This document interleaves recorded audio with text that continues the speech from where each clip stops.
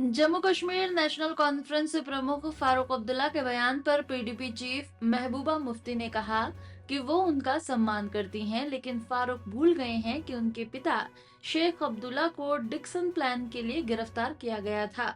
उन्होंने स्पष्ट किया कि ये एनसी का एजेंडा हो सकता है, लेकिन पीडीपी का नहीं। फारूक अब्दुल्ला साहब उनकी बड़ी इज्जत करते हैं, हमारे सबसे इस वक्त टॉलेस्ट लीडर हैं, सीनियर हैं।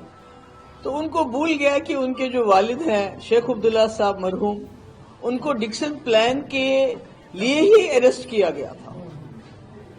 ये नेशनल कॉन्फ्रेंस का एजेंडा हो सकता है, शेख साहब मरहूम का एजेंडा हो सकता है, जिसके लिए उनको अरेस्ट किया गया, डिसमिस किया गया, जेल में डाला गया। मुफ्ती मोहम्मद सईद साहब की पार्टी का ऐसा कोई एजेंडा नहीं हो सकता है। तो उससे पहले मैं ये कहना चाहती हूं कि जो पिछले कुछ दिनों से श्रीनगर में जर्नलिस्ट के साथ हो रहा है, जो रिपोर्ट्स आ रही हैं, उनको थाने में बुला के उनको बॉन्ड साइन करवाए जा रहे हैं, मैं उसकी मजम्मत करती हूं। और मैं उम्मीद करती थी कि फारूक साहब इसके बारे में बात करेंगे, इसको कंडेम करेंगे, मगर उसके बजाय वो जो बात मैंने कह दी पीर पंचाल रीजन को लेके और चिनाब वैली रीजन को, आप सभी लोग जानते हैं पीर पंचाल एक ऐसा रीजन है, दूर दराज का इलाका है, और वहां जब भी हमारे दो मुल्कों के बीच में तनाव होता है तो शेलिंग हो, गोलाबारी हो, तो उसको उनका खिमियाजा भुगतना पड़ता है।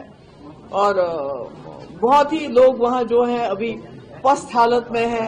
तो इनको इंतजामिया वहां देना, वहां डिवीजन उनको देना, एक डिविजनल कमिश्नर का बैठना, मुझे समझ नहीं आता ये कहां से बन गया डिक्सन प्लान। इसी तरह चिनाब वैली जो एनवायरमेंटली आपको पता है कि वहां कितना फ्रेजाइल है, कितनी वहां पर जो है नेचुरल डिजास्टर्स आते हैं, कितने वहां एक्सीडेंट्स होते हैं, क्या वहां का माहौल है, वहां जो बिजली सबसे ज्यादा पैदा होती है, जो हमारे पूरे स्टेट को नहीं पूरे मुल्क में जाती है, पर वहां आपने देखा है कि नेशनल हाईवे कितनी बार बंद होता है, कितनी दिक्कतें होती हैं।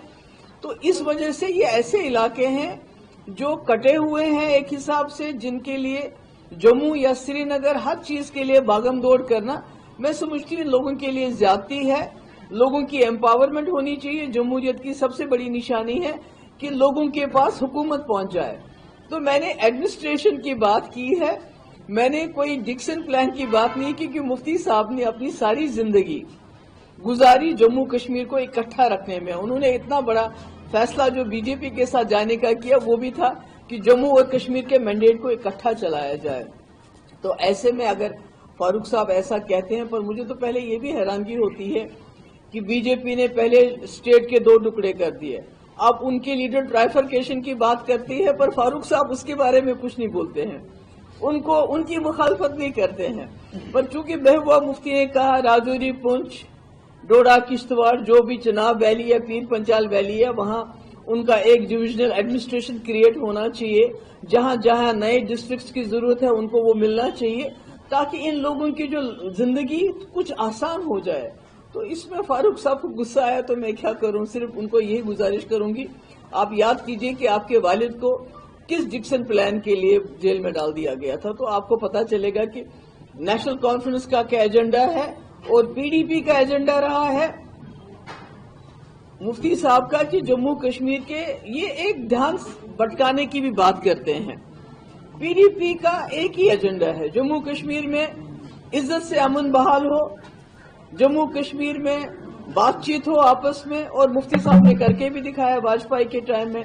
जम्मू कश्मीर में शांति बहाल करने के लिए, अमन बहाल करने के लिए पाकिस्तान से भी बात हुई, रास्ते भी खुले, चाहे रावला कोट हो, चाहे उड़ी मुजफ्फराबाद हो, जो हालात ठीक हो जाए, आर्मी को अपने बैरक्स में वापस जाना चाहिए, जो हमारे पावर प्रोजेक्ट हैं उनके लिए हमें कंपनसेट किया जाना चाहिए, या 2 पावर प्रोजेक्ट वापस दो। ये हमारा एजेंडा है कि जम्मू कश्मीर हंसता बसता रहे, इकट्ठा रहे, मगर लोगों को के पास सरकार पहुंचे। ये नहीं कि वो धक्के खाएं, राजौरी, पुंछ और डोडा किश्तवाड़ के लोग कभी श्रीनगर फाइल लेके, कभी जम्मू फाइल लेके, उनको सरकार अपने दरवाजे पे मिले। मैम आप कह रहे